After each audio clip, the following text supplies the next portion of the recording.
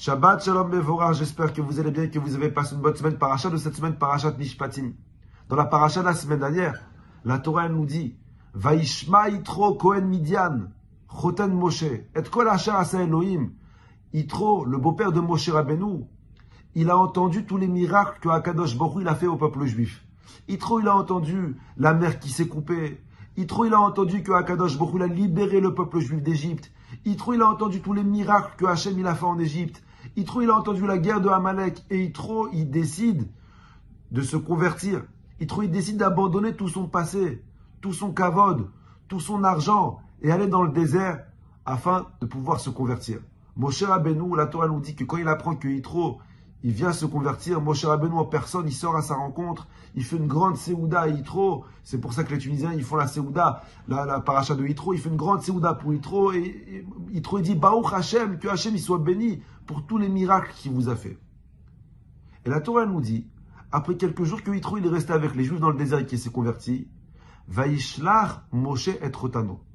Moshe Rabbeinu, il demande à Yitro de retourner dans son pays, et Moshe Rabbeinu, il prend congé de Yitro. Et la Torah nous dit comme quoi, Yitro, il n'a pas assisté à Matan Torah. Alors je me suis posé la question. Mais ce qu'est Yitro, il a tout abandonné pour se convertir. Il a abandonné sa famille, il a abandonné son kavod. Il vient dans le désert pour recevoir la Torah. Ok, il s'est converti. Mais pourquoi Yitro, il n'a pas le mérite de recevoir la Torah? Pourquoi il n'a pas le mérite d'assister aux 10 commandements? Moshe Rabbeinu demande à Yitro avant les 10 commandements, Pslama, rentre chez toi. Mais Miskin, il est là maintenant, il s'est converti, laisse-le écouter les 10 commandements. Comment ça se fait que Moshe Rabbeinu, il demande à Yitro de partir? Alors quand je me suis posé ça la question la semaine dernière, j'ai eu une réponse rfif. Je me suis dit, écoute, t'as beau t'appeler Moshe Rabbeinu, Yitro, ça reste un beau-père.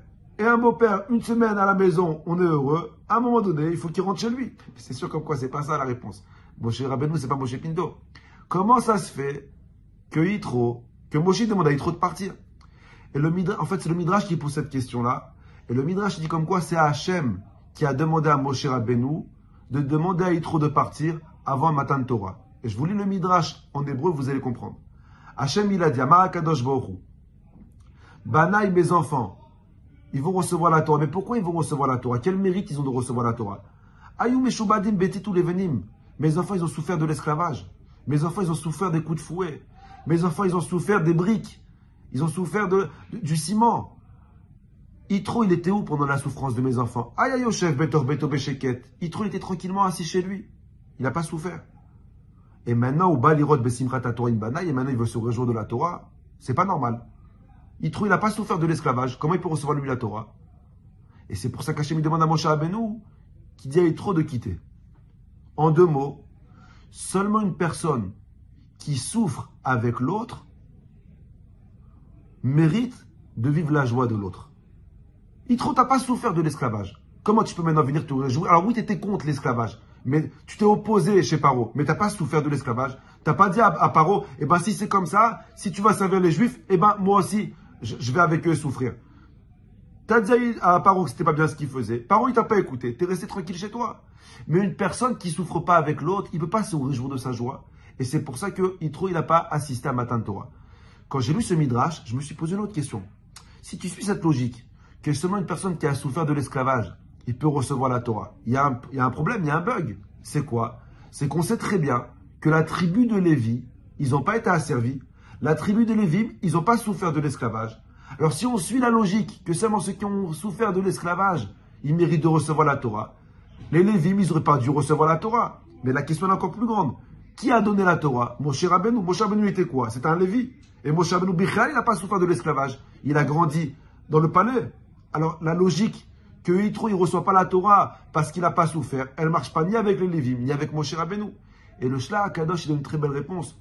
Le Shla, il dit comme ça. Oui, c'est vrai, comme quoi les Lévim, ils n'ont pas souffert personnellement de l'esclavage. Mais les Lévim, en voyant leurs frères juifs souffrir, ils ont souffert autant qu'eux. Et tous les enfants qu'ils avaient, les Lévim, ils donnaient des prénoms à leurs enfants par rapport à la souffrance des Juifs.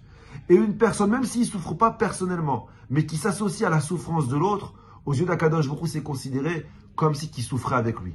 Et c'est pour ça que les Lévim, ils ont reçu la Torah. Parce que personnellement, ils n'ont pas vécu l'esclavage, mais psychologiquement, leur tête, elle était dans l'esclavage avec leurs frères. Vous savez, ça fait maintenant 4 mois qu'il y a eu le massacre en Israël du 7 octobre. Au début, je vous dis la vérité, on était tous peinés, plein de souffrances. On a fait des chaînes de Teilim pour les kidnapper, et on a fait des afrachot chalot, et des cours, et on mentionnait les prénoms de tous les khatoufim, de tous les kidnappés, à toutes les mitzvot qu'on faisait. Malheureusement, 4 mois ils sont passés, et moi le premier, on va pas se mentir, on oublie.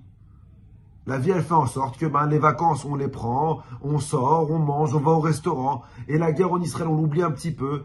Et le problème, le temps, il passe et on vit avec, entre nous. Combien d'entre nous continuent à faire des télim pour les kidnapper? Viens la Torah te dire, une personne qui ne souffre pas la souffrance de l'autre, il ne pourra pas un jour voir sa joie.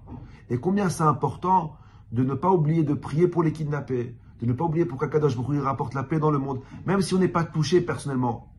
Nos enfants, ils ne sont pas là, mais nous-mêmes, on n'est pas là, mais on n'a perdu personne. Alors malheureusement, on oublie.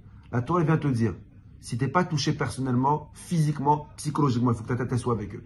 Et si ta tête est psychologiquement avec eux, alors tu mériteras un jour de voir la reconstruction d'Israël et la construction du Beth Amikdash. Shabbat Shalom Mevorach, à la semaine prochaine.